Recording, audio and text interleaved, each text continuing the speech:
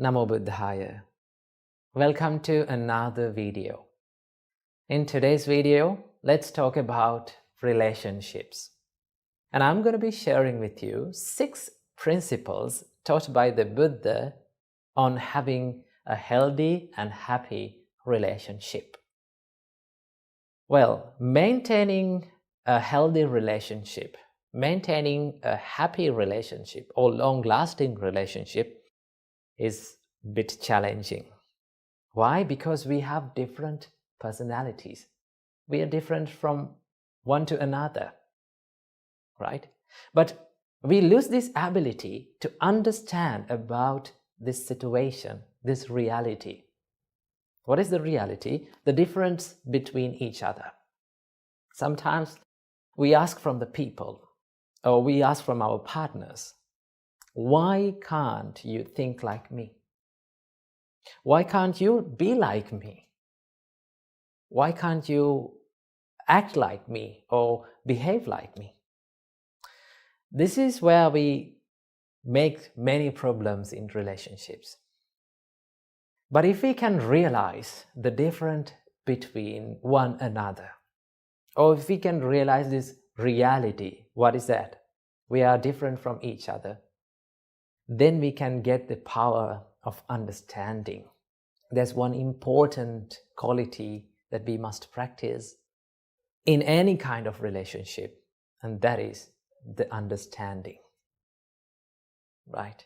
Understand other situations. Understand why they are acting like that, why they are behaving like that. So, our great teacher Supreme Buddha taught there are 6 principles to practice. These are the practices, actually. If you practice these 6 principles in any kind of relationship, your relationship will be much more happy and healthy. Okay, so without any further ado, let's get into these principles, and I'm going to explain one by one in turn. First of all, the Buddha said, you need to practice these principles when that person, the person or our partner or our companion or the people who we are relating to, when that person with us or in front of us, and also in the times where that person is not with us. That means both privately and publicly we have to practice and maintain these principles in our life. And also, these principles was taught by the Buddha to monks actually, because as monks, we live as a community. Now in our monastery, we have more than 25 monks. So when you analyze their personalities, they all are different. They all have different ways of lifestyles. So when we are interacting, there may be some problems. There may be some crashes. But if you practice these qualities, if we practice these qualities, there will be less problems. There will be less disagreements. So that is why Buddha taught us these principles. So this was originally preached by the Buddha to the monks actually. And also you can apply these principles to your life also. So let's get into the first principle. Buddha said, you need to treat your spiritual companions, regarding to monks actually. Buddha said, you need to treat your companions with physical kindness, bodily kindness. What do you mean by bodily kindness? There are certain things that we can do from our body in order to show our kindness or show our compassion towards that person. It may not be big things like spending money on big things and buying big things to the person. But also, there are many things that we can do. There are little things that we can do for that person to create happiness on that person's mind. And also we can give that, by doing these things, we can give that idea that we value your life. That I value your being with me. So Buddha said, do the acts of loving kindness from your body. Maybe like helping in his career, maybe like helping in his household activities. If you take an example, like in a husband and wife relationship, you can share the things that you are doing in the life. We can help each other. That is one way of showing love and kindness to that person. And also we can show in many ways our love and kindness to these people. When you act from your body with love and kindness, that creates the mutuality between people. So the first principle is to treat people with physical kindness. Then Buddha said, as the second principle, treat the companions with verbal kindness. You can speak nice and kind and heartwarming words to them to create the happiness and create the pleasure in their mind. Each and every one of us likes to listen to pleasant words, right? We all surrender in front of the kindness, kind words, kind actions. So the first and second thing is to treat them with physical kindness and also with verbal kindness. And as the third principle, Buddha said, this is the most important principle, and that is, treat your companions with mental kindness. This is the important one. Why is that? Because if you generate these kind thoughts towards the people around you, in your mind, your thoughts become your actions. Then your actions will be more kind. Your thoughts become your words, then your words will become more kind. So as the third principle, Buddha taught us, treat your companion with mental kindness. Okay?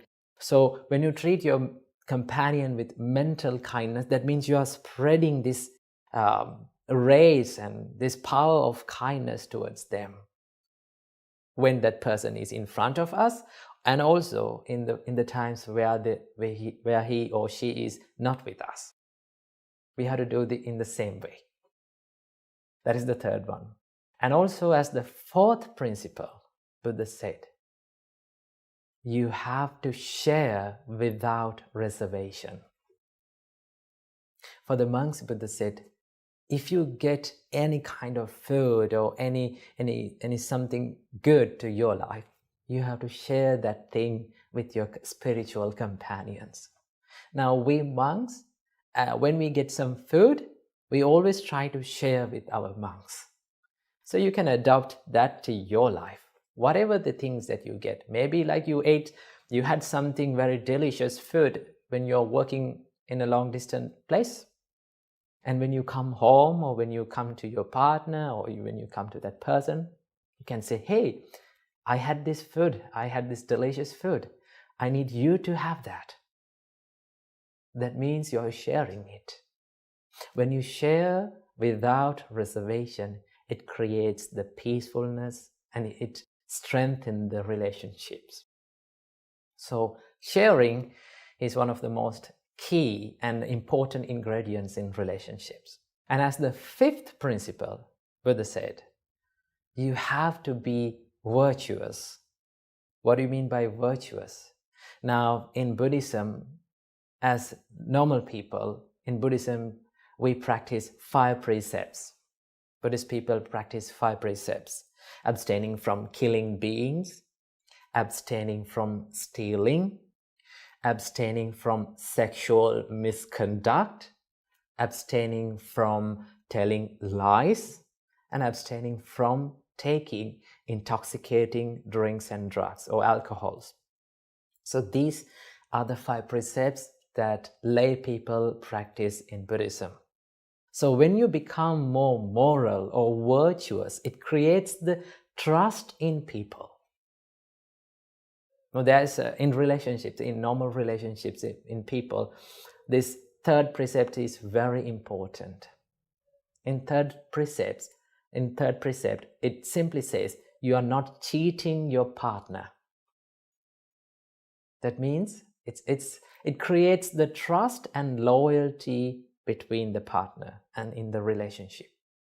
In any kind of relationship, trust is the foundation. Without trust, there is no use of a relationship.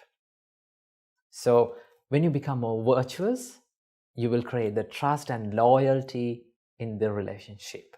And as the sixth and the final principle, Buddha taught us, you have to have a common view in any kind of relationship. That means, if you can, in a relationship, if both the people, or if everyone work for one dream, work to achieve one goal, that creates the peace in this relationship. Now, as monks, Buddha said you have to have one dream or one goal in your life. There's only one purpose of becoming a monk, and that is to end the sufferings of this long cycle of rebirth and to be enlightened. When all the monks get together and work for that dream, then that will be so much easy to live with them, right? When someone is deviating from that path, that creates the problem, right? So in relationships also, if every one of us can work for one dream or to achieve one goal, then that will be more easy and more happy. So these are the 6 principles that we must practice in any kind of relationship. You can apply these principles to any kind of relationships, whether it is husband and wife, maybe like girlfriend and boyfriend, whether it is like parents and children, whatever the relationship is, you can apply these principles and make it more healthy and happy. So practice these principles, add them to your life, and make your life a better one. So I'm going to end this video with a nice quote that I've read.